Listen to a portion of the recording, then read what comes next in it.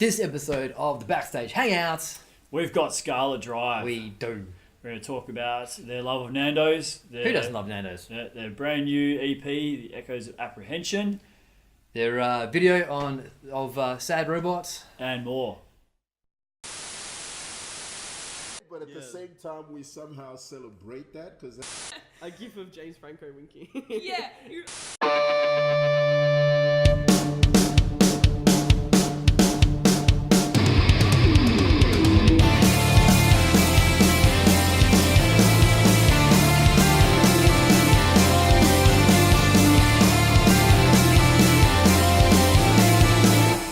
Alright, welcome to the show, guys. Now, right now we have Scarlet Drive and just an incredible band coming here, homegrown and beautifully local here out of Perth. They somehow managed to infuse all these genres that I really love, like reggae and funk and Indian. Like, they just blend it together all so seamlessly. It's so amazing that I have right in front of me, to my right, I've got Michael, Maddie and Amber today. How are you guys? Good, thank you. Doing quite well. Just with your EP release, Echoes of Apprehension, to me it feels like at the moment that you guys are really deliberately taking your time to really sort of release it at just the right time, if you know what I mean. Yeah, we staggered the releases a little bit so that we could focus on individual tracks at moments that we thought were appropriate, and also to introduce different parts of what the band could do at different times. So, for example, Sito was the first one we released. Right. Straight away, people started saying, obviously, that it's got big reggae and funk elements in it, which is awesome.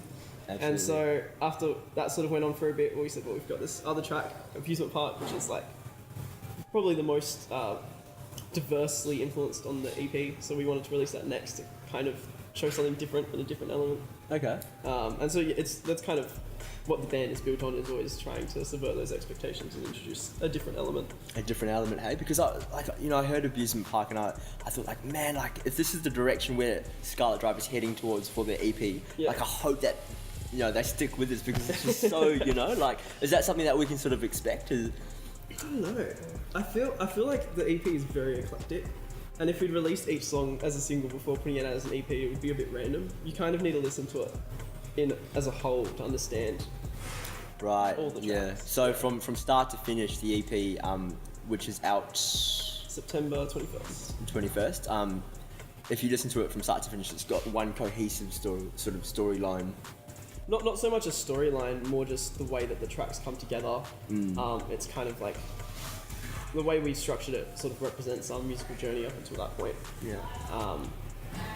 Yeah. Okay. And so if it's about your musical journey up until this point, and especially for you as well, Maddie and Amber, do you think this would have been possible if, obviously you guys are able to gel together, and you guys can, friendships aside, when it's all about the music, that's where the band sort of, forms the relationship around. So just where do you think the music is taking you for this EP in terms of growth and everything that Michael mentioned?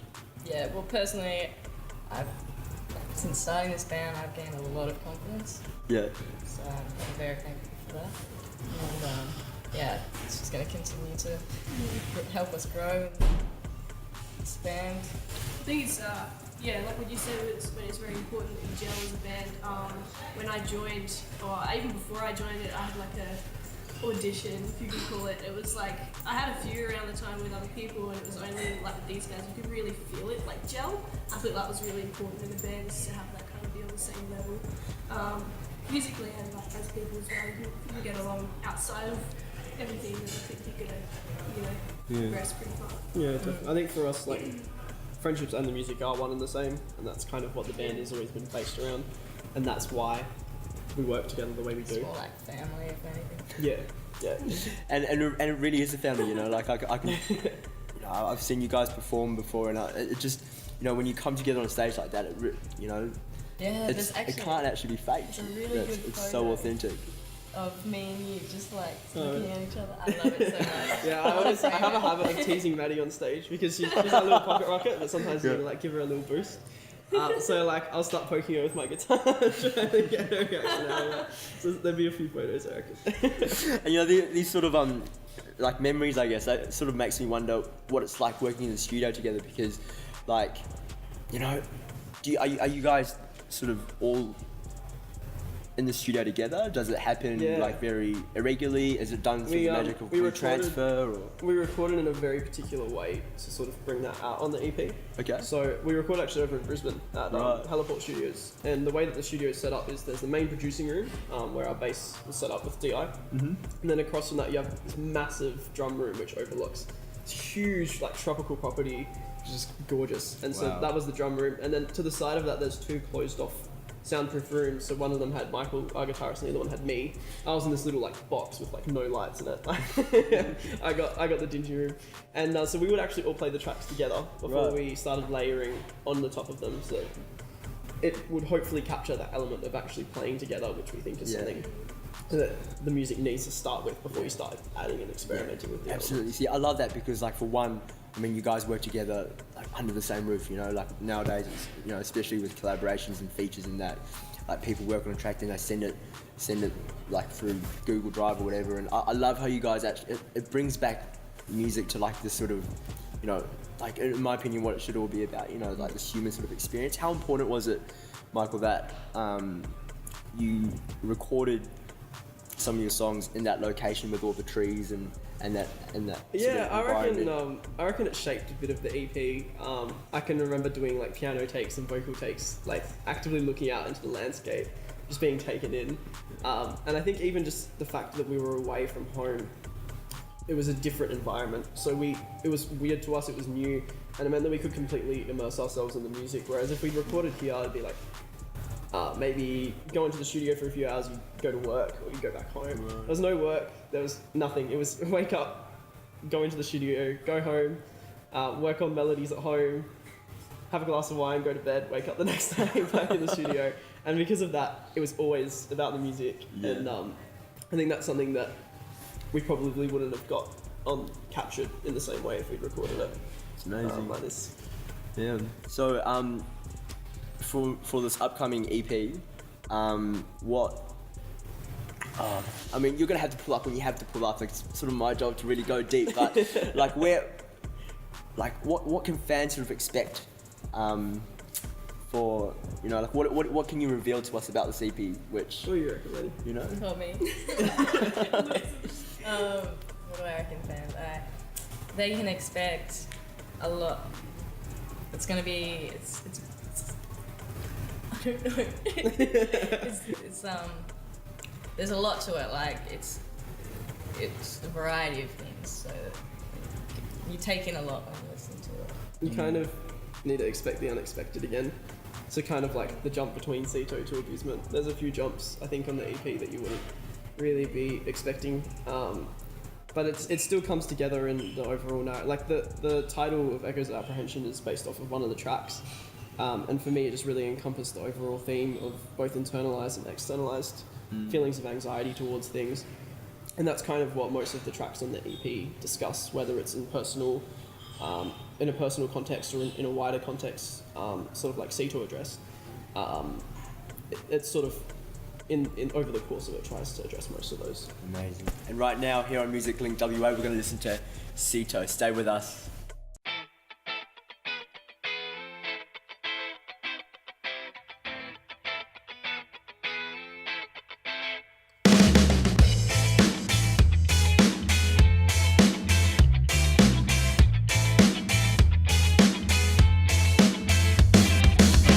Air blows in the wind like a parachute burns up. The people stare, eyes shimmering, it sparkles in the sun. Deep blue eyes just beckoning for you to swim inside them. Teeth as wide as fluffy clouds and her lips a lonely island. But she's not there.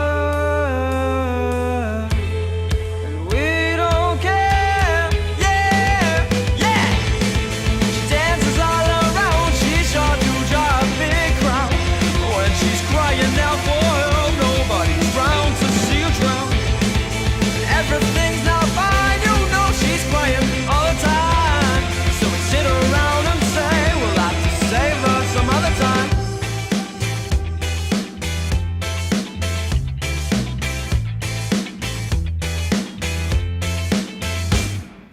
Drinking words like lemon lime, cause we're running out of water.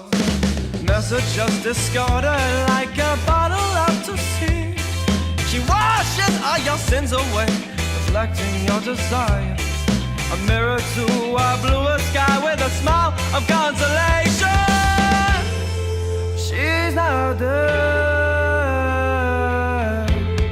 and we don't care. Yeah, yeah.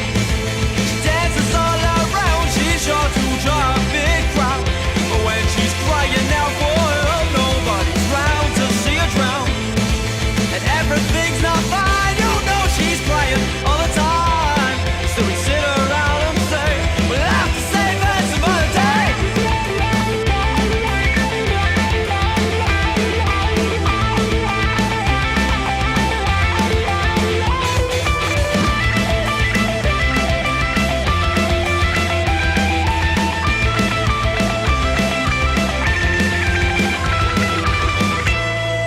She's not there,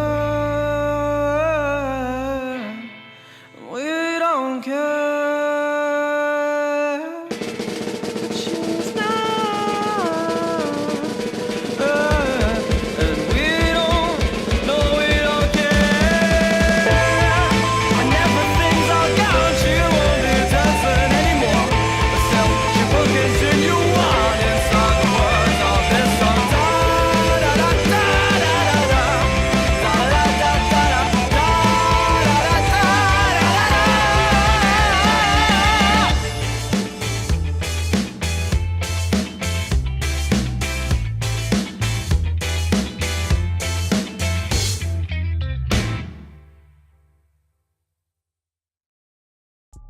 Alright, so that was Ceto by Scarlet Drive here with us right now. What's so special about Ceto to you?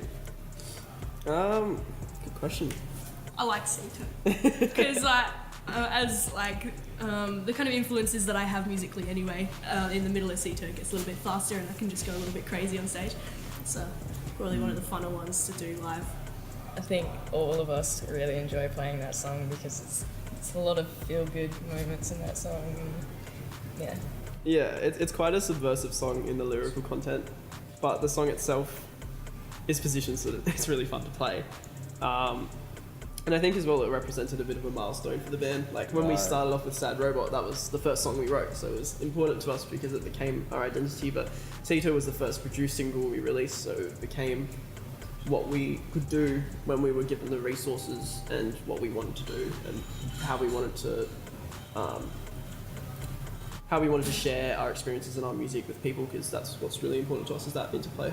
Interplay, yeah. And I love how you mentioned Sad Robot there, because you know you did talk about your beginnings and how that was like the first step into the scene, I suppose. And like I wonder just with Sad Robot, like I mean you've managed to somehow like totally personify technology and give like devices that we all use every single day like a whole sort of like I see them through a different lens now, and and that's something that it's like a really Scarlet Drive-ish-y thing like that. Yeah. Sort of carries on through all your tracks, and I mean that with the best of respect as well.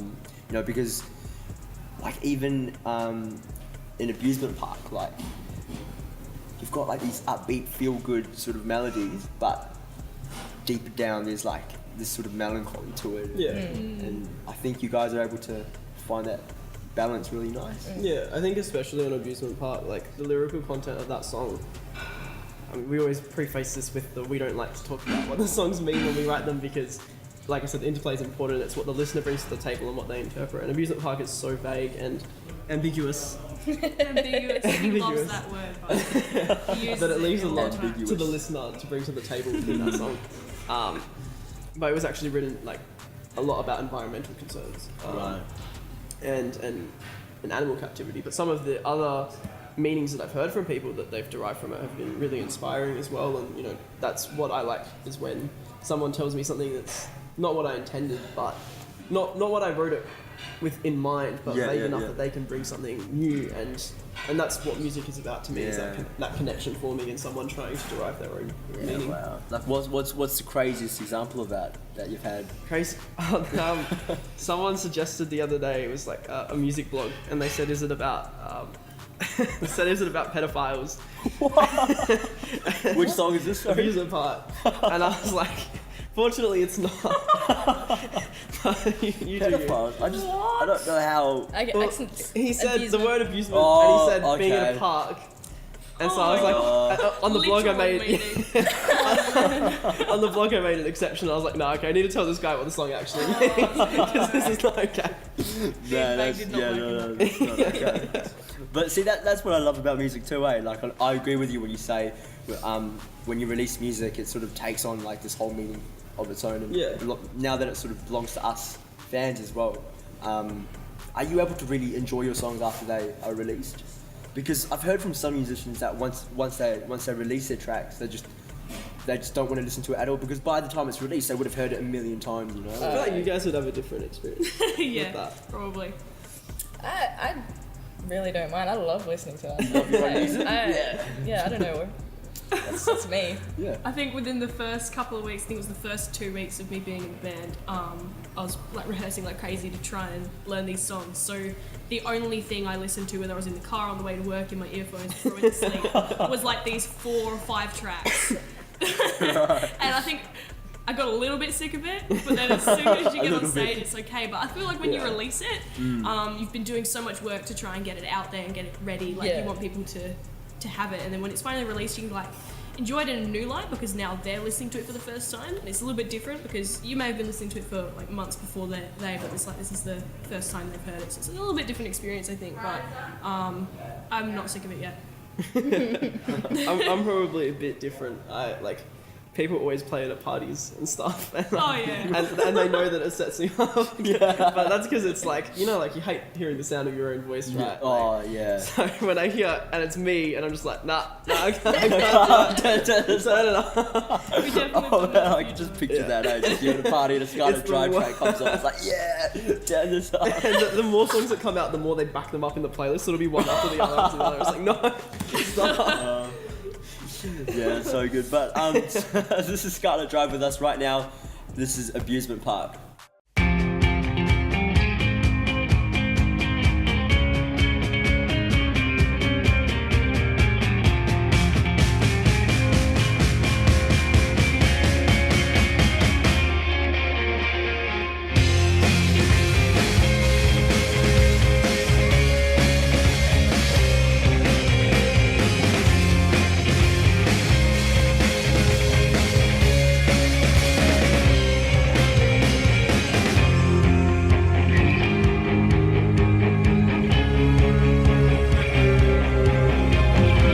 Locked in a prison for a crime they don't commit.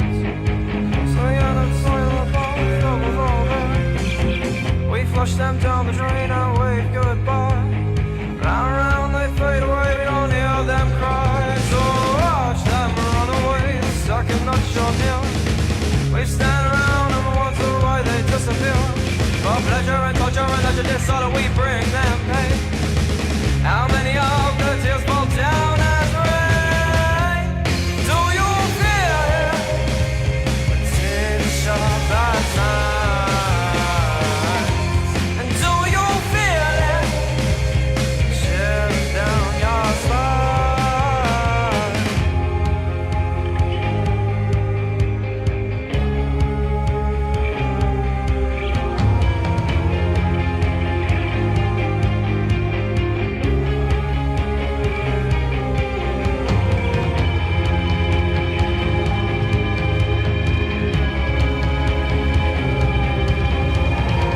Locked in a prison for a crime they don't commit. Some in a toilet bowl filled with all their shit. We flush them down the drain and wave goodbye. Round and round they fade away, we don't hear them cry. So watch them run away the second that you're near. We stand around and wonder why they disappear. For pleasure and culture and leisure disorder, we bring them pain. How many of their tears fall down as rain?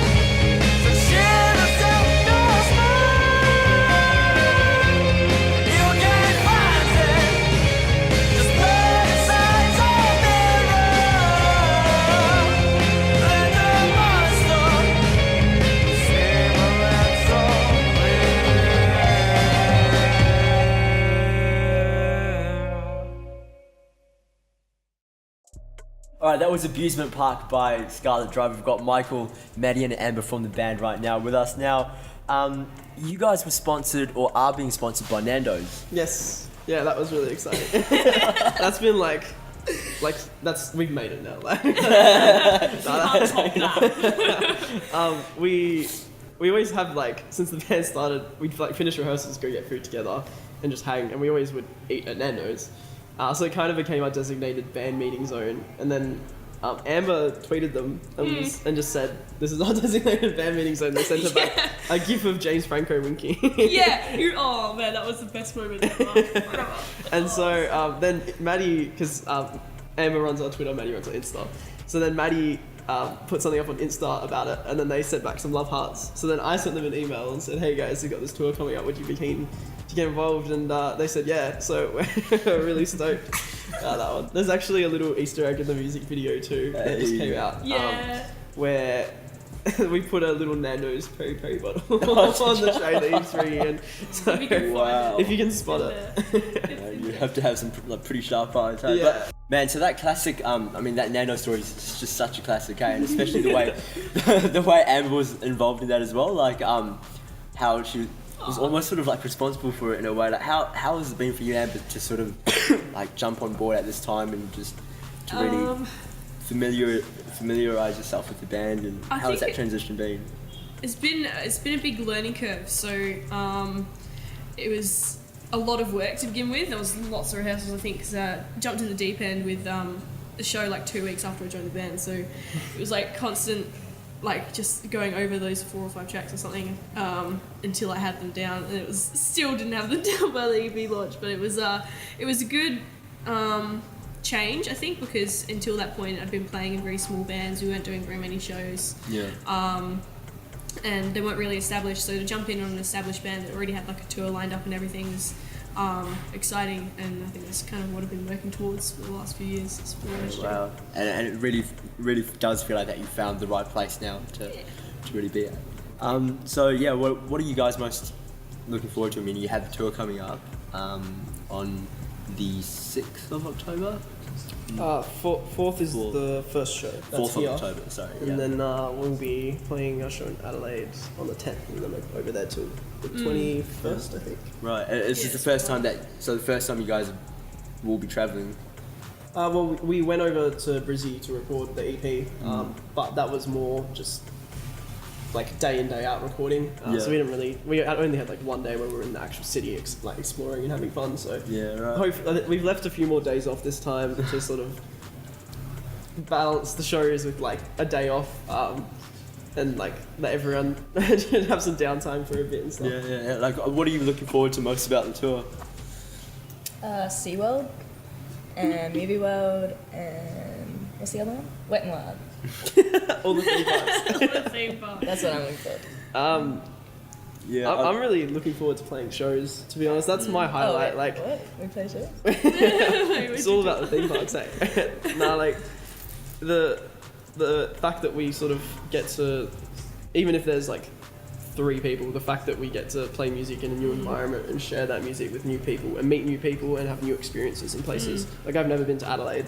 I don't know what Adelaide looks like, so to be able to go there and actually play music and share that with people. It'd be really cool to meet all the other bands as well. It's gonna be awesome. So many people, new people, and so many new places. It's gonna be awesome. Yeah, I think it's been a goal of mine for a while to not just travel, but travel with my music. So the fact that we get to do that across Australia is so awesome. It's exciting. Yeah, well, and no, you're right. It is going to be so exciting when the music that's so well homegrown out of here slowly starts to spread across Australia. Like, I really have high hopes for the band, and just on the topic of this video that was released for Sad Robot. It's got like this Nando's the little Nando's Easter egg. And I wonder what the creative process was behind that, because, you know, like, to me it seems like a video that's really like there's heaps of layers in it, and you can like pick it apart and start to almost micromanage certain parts of the video. Yeah, I think like we actually had a really short turnaround time on the video, but because it's such an old track, we sort of throughout the years been like, oh, you know what'd be cool? Let's do something along these lines.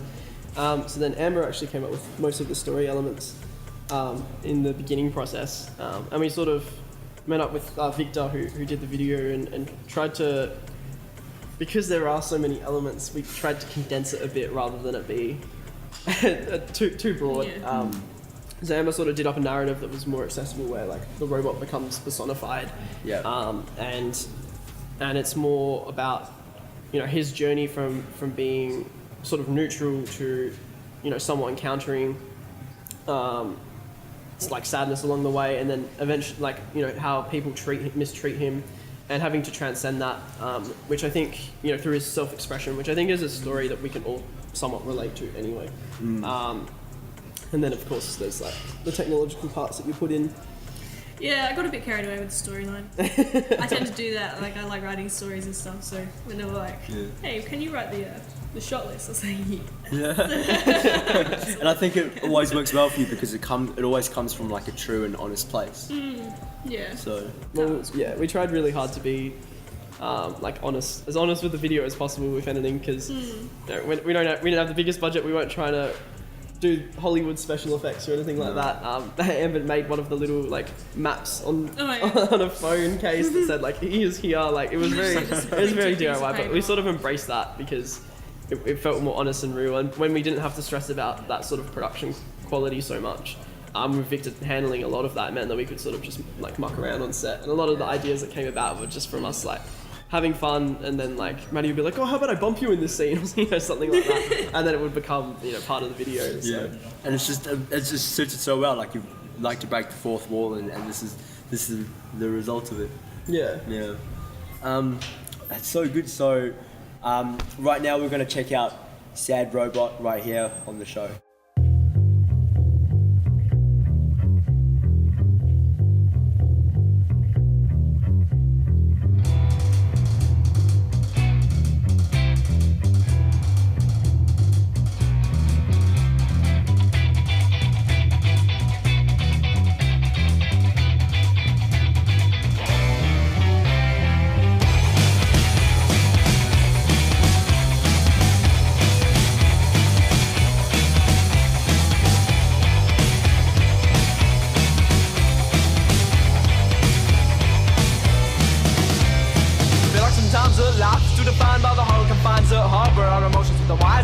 So hard they entwine. Span to my people think they're going. My emotions with an automated simulated manner of existing. I'm a humanoid to no hope for coexisting. Simulated public consistent of resistant with a delegated function that can't coexist. But into the blood that comes through veins of the dreaded coding that runs with the train that makes the human innate gets off the beat. Disconnecting you from me emotionally. You say I'm an electrical mechanical being capable of any kind of sentient feeling. But don't you think that if that were really the case, you'd be the one standing here in my place? Films are not any glimpse of any pride or your films aside when you realize a bionic walk to the right to decide on what is life or the life that is right.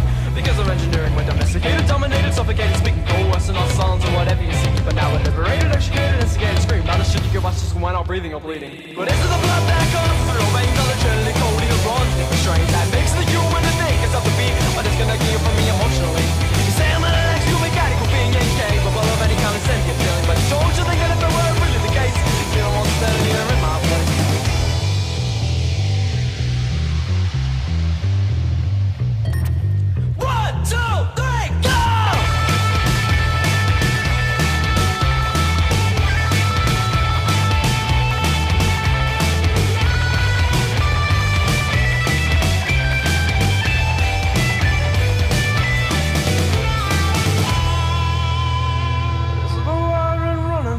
Frames are the programming that succeed in all your brains. Does it give you the right to think you're better than me?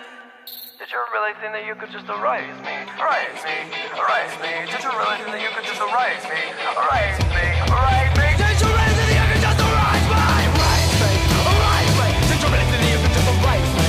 Erase me, erase me. Did you really think that you could just erase me? Erase me, erase me. Did you really think that you could just erase me? Erase me, erase me. Did you really think that you could just erase me?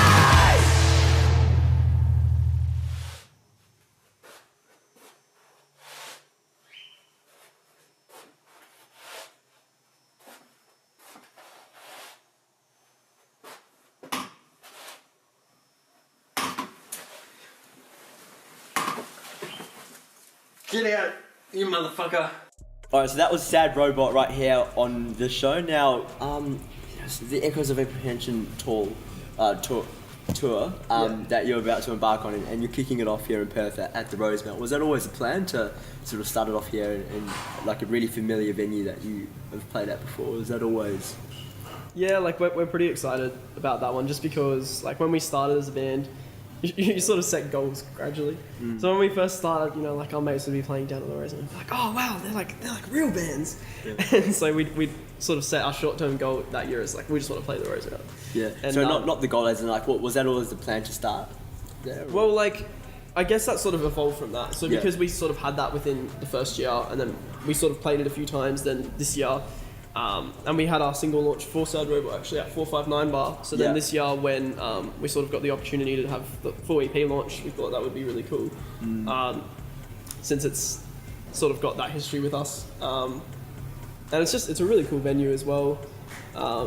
Yeah, I've seen so many cool bands there. That's like, it's exciting to be able to play on the same stage. It's such a big stage. It's awesome. Some really cool people.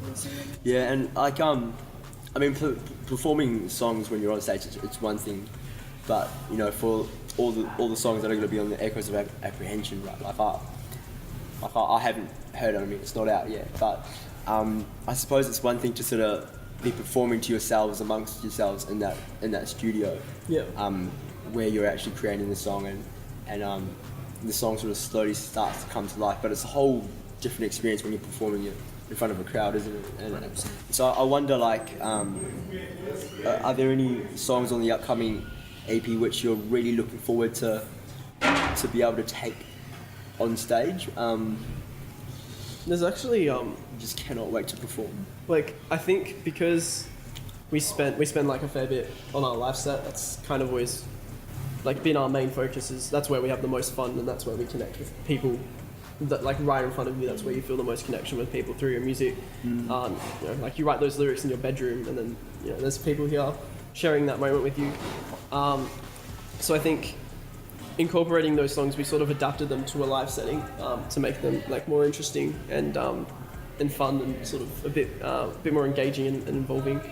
And there's even a few, I think, in the set that we're touring with that are like new, even after the EP. So there should be a few new songs, I think, dropping in the new set. Yeah, well, and the new set, like, well, you guys perform on a regular basis, but I was wondering, like, you know, because it's one thing to perform it to yourself, and I know that you sort of make music with the end goal to always be able to showcase it, but what's the difference when you sort of play music to yourself when it's being created as opposed to on stage? Like, does the meaning of the song sort of change, or do you know what I mean? Like, yeah. What do you think? Yeah, well, when you've got a few people standing in front of you listening to you like pouring your heart out most of the time, and it makes a big difference on how you feel about it, I suppose. Yeah. Definitely for me, live is so different to rehearsals. Rehearsals are all about, for me, like, you know, you've got to learn the song, you've got to be in it, you've got to, you know, the dynamics between everyone. But then as soon as you get up on stage, it's just about the energy. It's about the people in the room and everything like that. So I'm a very different animal on stage than I am in rehearsals. Completely different mindset when you're on stage. And that sort of stems from, like we talked about, synergy, because we all have a basic level of trust in each other and know that, you know, we're going to work in a certain way and know what's going to happen and know how each other operates. So that when you are on stage, instead of focusing on, you know, the ground or on each other, it's entirely about the audience and the connection you form with them. Whereas I think when you're writing it yourself, it's about that personal connection, and it's the live environment in which you get to share that with people and create a personal connection with them. Yeah, wow.